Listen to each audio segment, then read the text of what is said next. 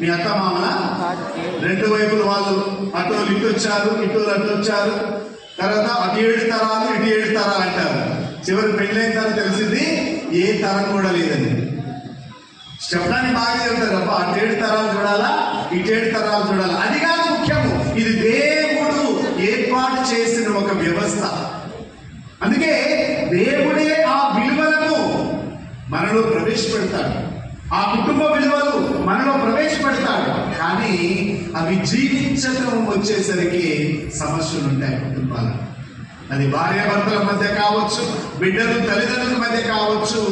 ఈ యొక్క కుటుంబ విలువలను మనము జీవించకపోతే మనది క్రైస్తవ కుటుంబము ఏ విధంగా పిలువబడుతుందో ఆలోచించండి. మీ కుటుంబాలలో, మీ ఇంటి దగ్గర చాలా మంది మీ యొక్క ఇంటి మెయిన్ డోర్ మీద ఒకటి రాస్తారు, లేకుంటే ప్లేట్ పెడతారు. నిజంగా క్రైస్తవ విశ్వాస సాక్షిగా ఉండేవాళ్ళు తప్పకుండా పెడతారు. ఏమని?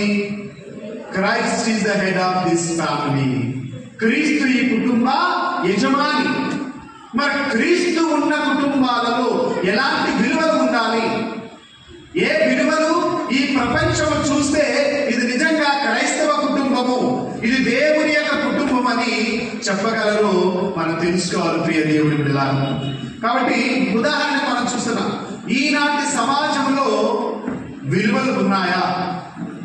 ఈనాటి సమాజంలో ఎవరైనా విలువలకు ప్రాధాన్యత ఇస్తారా? అది ఏ విలువైనా కానీ, రాజకీయ విలువైనా కానీ, సామాజిక విలువైనా కానీ, సాంస్కృతిక విలువైన కానీ, మత సంబంధమైన విలువలకు మనిషి ప్రాముఖ్యత ఇవ్వట్లేదు. విలువలకు తిలోదకాలు ఇస్తూ ఉన్నాం, విలువలను సమాధి చేస్తూ ఉన్నాం. సమాధి చేసి సున్నం కొట్టి చాలా బాగుందని మురిసిపోతున్నాం. అందుకే నేను ఆలోచించి, ఇదిగో మన యొక్క దివంగత పరిశుద్ధ ఫ్రాన్సిస్ పాపు గారు 2014-15 సంవత్సరాలలో ఇది కుటుంబ విలువల సంవత్సరంగా ప్రఖ్యాపించి ఒక పెద్ద సమావేశాన్ని ఏర్పాటు చేశారు. ఒక పెద్ద సమావేశాన్ని ఏర్పాటు చేసి ఆయన మనను ఆహ్వానించింది ఇదే. ఏమంటున్నాడు?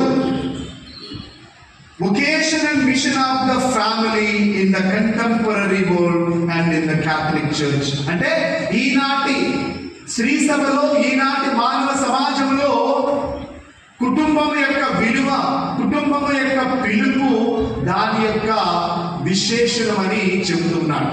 ఎందుకంటే ఇది ఏదో సమాజం విలువలు మర్చిపోయిందని కాదు, అన్యులు ఈ క్రైస్తవ విలువలు మర్చిపోయారు.